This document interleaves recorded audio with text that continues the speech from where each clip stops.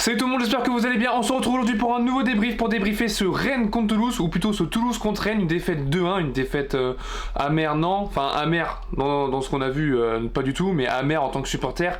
Elle est très très amère, sachant que si je dis pas de bêtises, Toulouse n'avait pas perdu depuis le mois de décembre, et ça faisait une centaine de jours qu'ils n'avaient pas gagné à la maison. Donc comment veut dire que c'est frustrant et que c'est pas du tout ce qu'on attend d'une équipe du Stade Rennais qui, on le rappelle, a fait des gros investissements, a des gros salaires. Commence à m'énerver d'avoir investi autant cet hiver et cet été pour au final avoir des résultats comme ça. J'avais dit en début de saison, j'avais dit en début de mercato qu'on finirait sûrement 8ème, mais bah là c'est pire parce que je sais même pas si on va finir dans cette première partie de tableau. Et résumer un peu tout, je vais faire d'abord la première, parce que d'habitude je me perds un petit peu dans mes débriefs. Donc là j'ai organisé, donc là j'ai mes notes derrière l'écran. Donc je vais d'abord faire la première période, la seconde période et un petit peu le match en entier.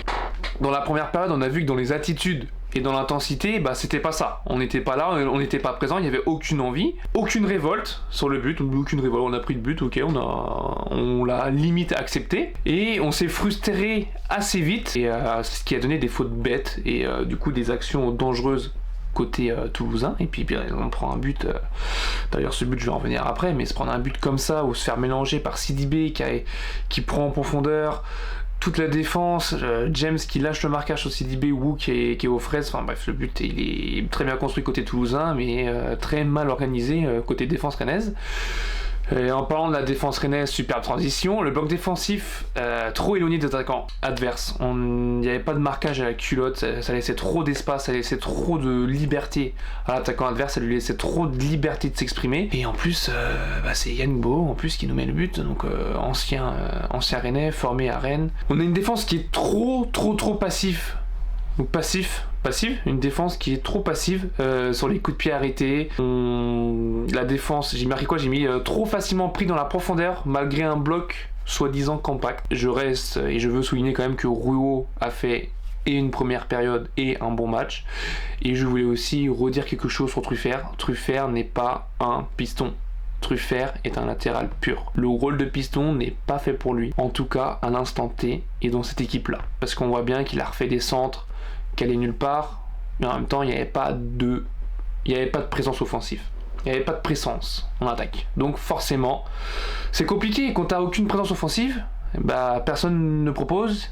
Donc personne ne peut tenter, cadrer, mais je crois que le premier tir au court, il est à la 23ème de Cissé, et en plus c'est mal joué parce que Cissé aurait pu décaler sur le côté.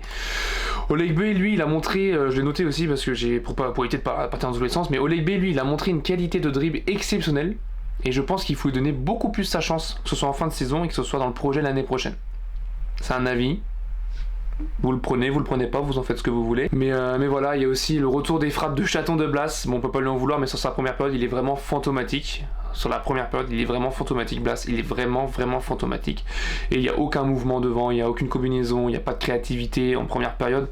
Donc on n'a pas été dangereux, et de plus, Samba, encore une fois au pied, je l'ai trouvé un petit peu limité, c'était encore un peu compliqué, mais bon voilà, et en soi nous avait un peu prévenu que au niveau du pied, c'était pas non plus le meilleur gardien quoi.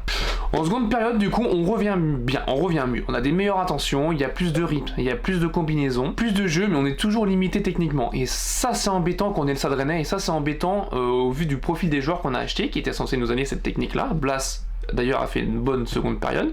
Il a été techniquement beaucoup plus juste, il a été beaucoup plus impactant sur le côté droit. Quand il revenait après, il rentrait sur l'axe. J'ai beaucoup aimé dans ce rôle-là, j'ai adoré, franchement, j'ai adoré. Mais le rythme, il est parfois cassé par Truffert. Là, je sais plus si j'ai marqué le... Non.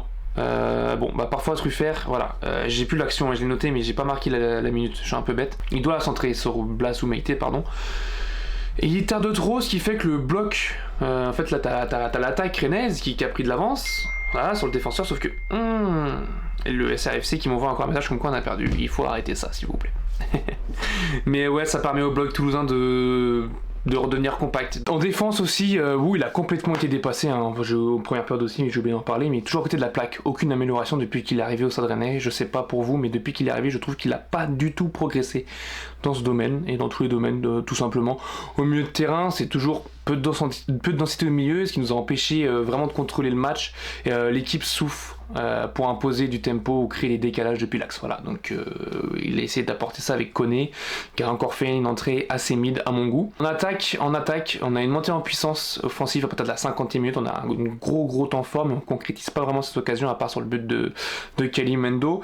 On a plus de présence en attaque, surtout avec Meite qui pèse beaucoup sur les défenses, sur la défense toulousaine, surtout avec sa 1m91. Il faut vraiment qu'on joue un peu plus sur sa taille pour moi d'ici la fin de saison et pourquoi pas s'appuyer sur lui l'année prochaine. Kalimuendo qui a fait une très bonne entrée de jeu, il a très bien fixé, il était intelligent aussi dans ses déplacements, il a un but à la clé d'ailleurs, donc c'est très bien payé pour lui et il fixe parfaitement la défense sur le but. Meite lui il continue de peser, comme je vous l'ai dit. Oleg B, moi je trouve qu'il est vraiment remuant, il est bon dans ses dribbles, il lui manque juste ce dernier geste, ce dernier centre, sa dernière passe, sa dernière finition, qui fait qu'il serait vraiment important pour l'équipe. Et en termes de coaching, j'ai mis que Bay, il a fait des changements offensifs assez tôt dans le match, et je pense qu'on voyait plus trop ça sous Stéphane Sampaoli.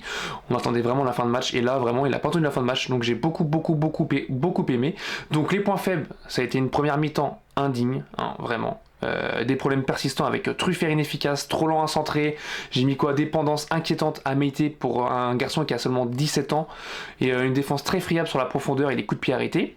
Et j'ai mis aussi manque de maîtrise technique dans les zones clés. Voilà, en point positif, j'ai pas beaucoup de choses à dire à part une meilleure deuxième mi-temps et c'est dommage qu'on joue que 30 minutes sur 90. C'est vrai que c'est compliqué à gagner un match quand on joue que 30 minutes. Et je voulais dire aussi que Blas, il a enfin un peu existé, que Kalimuendo a vraiment apporté quelque chose en sortie de banc et que le coaching réactif de Bay a été payant. Donc voilà. Donc voilà un petit peu pour ce match. J'espère que vous avez bien aimé. Le pouce bleu, on commente, on s'abonne, on partage. Et je vous dis à demain pour un nouveau Inside Match sur le football amateur. Et sur ce, abonnez-vous, aimez et double ciao.